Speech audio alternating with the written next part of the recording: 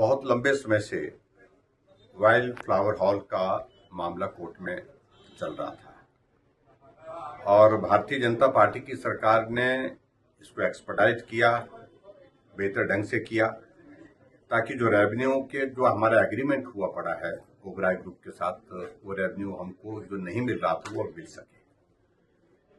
उस चीज में हम आगे बढ़े और आखिर बढ़ने के पश्चात जो है उसका फैसला आया। लेकिन फैसला तब आया जब कांग्रेस की सरकार हिमाचल प्रदेश में बन गई। और मैं इस बात को लेकर के देख रहा था कि मुख्यमंत्री सुखविंदर सिंह सुक्खू जी इसका बहुत बड़ा श्रेय लिया कि हमने किया। उनको अच्छी तरह से याद होना चाहिए ये केस कब चला था, कौन कौन सरकारों में इस केस को जो है एक्सपर्टाइज किया गया, कौन कौन से वकील इसमें जो है गवर्नमेंट की ओर से हायर किए थे इस केस को लड़ने के लिए, ये उनको जानकारी होनी चाहिए। पूर्व की सरकारों ने, सभी सरकारों ने हिमाचल के हित के लिए इस सारे मामले को लेकर के गंभीरता से काम किया और हमारी सरकार ने, भारतीय जनता पार्टी की सरकार ने इसको मुकाम तक पहुंचाने के लिए पूरा कोशिश की। आखिरकार फैसला जब हुआ, आज मैं पूछना चाहता हूं मुख्यमंत्री जी से कि 2.5 साल पहले फैसला आने के बावजूद भी वाइल्ड फ्लावर हॉल का संचालन कौन कर रहा है 2.5 साल से? वही ओबराय ग्रुप कर रहा है। क्योंकि ओबराय ग्रुप के जो एडवोकेट थे वो मनु सिंह भी, जो हिमाचल प्रदेश से सांसद बनना चाह रहे थे, कांग्रेस पार्टी के बड़े नेता हैं, बड़े वकील हैं। उन्होंने सरकार के ऊपर दबाव डाला कि यही चलाएंगे।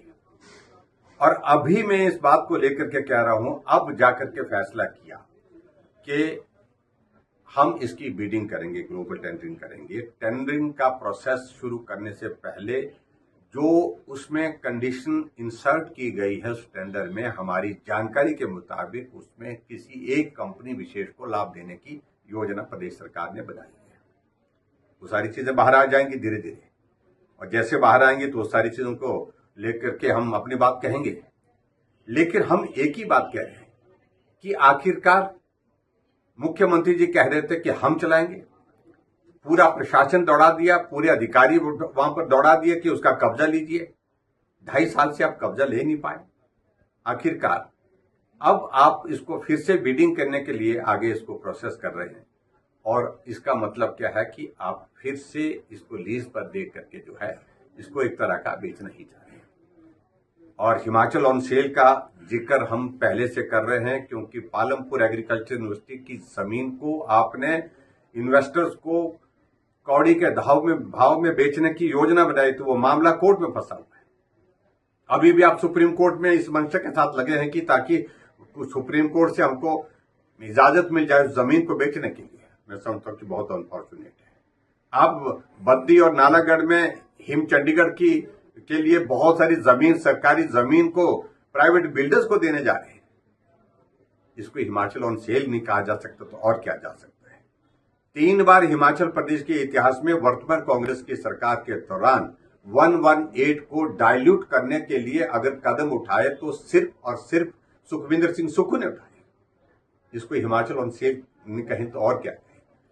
हिमाचल प्रदेश में 18 प्रॉपर्टी एचपीटीडीसी की बेचने के लिए, नीलाम के लिए आपने फैसला कर दिया है। और यहां तक के जो बहुत एक प्राइम प्रॉपर्टी जो नई बना करके हमने तैयार की है टूरिज्म डिपार्टमेंट की, जो इसके पास कंडा घाट के पास क्या बोलते हैं उसको, क्यारी बंगलो बोलते थे उसको। उस जगह जो बिल्डिंग बनाई है, बहुत बड़ा एक इंफ्रास्ट्रक्चर राउंड पर बनाया है टूरिज्म का, उसको भी आप बेचने की तैयारी कर रहे हैं, उसको भी प्राइवेट सेक्टर में देने की बात कर रहे हैं। आप पूरे हिमाचल प्रदेश को बेचने की तैयारी कर रहे हैं, और जिसकी इजाजत भारतीय जनता पार्टी नहीं देगी। ये बड़े साफ शब्दों में हमने पहले भी कहा है और आज भी कह रहे हैं। Thank you.